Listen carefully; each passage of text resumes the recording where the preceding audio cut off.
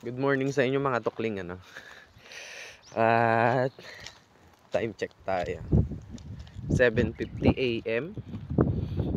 Dito sa Korea, advance kami ng isang oras.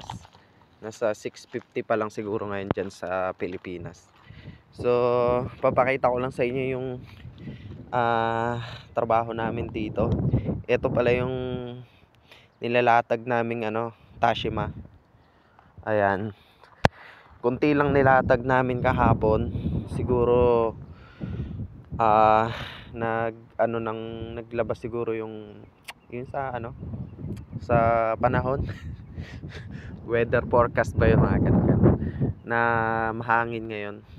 Hindi kasi ito pwede ng malakas ang hangin kasi lilipa rin to mga tukling ayan.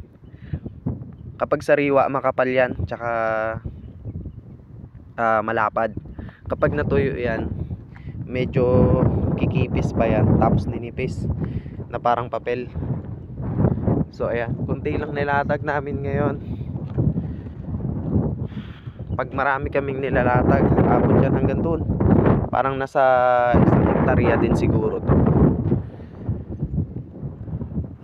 Lamig ngayon guys.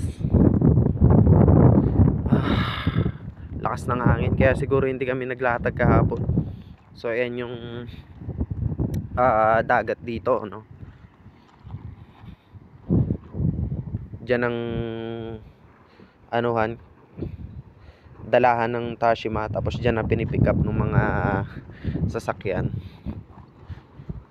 So ayun,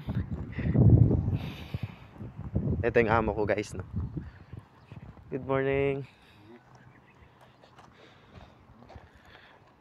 So ayan, masama yata ang panahon kasi hindi lumabas yung araw, mahangin, tas sobrang lamig ng hangin. Kapag hindi mahangin, hindi siya ganun kalamig guys. Tapos kapag umaraw, okay lang, sapat lang. Masarap magtrabaho, hindi ka pagpapawisan. Pero pag mahangin na ganito, sobrang lamig. So ayun, hanggang dito na lang muna. Update lang.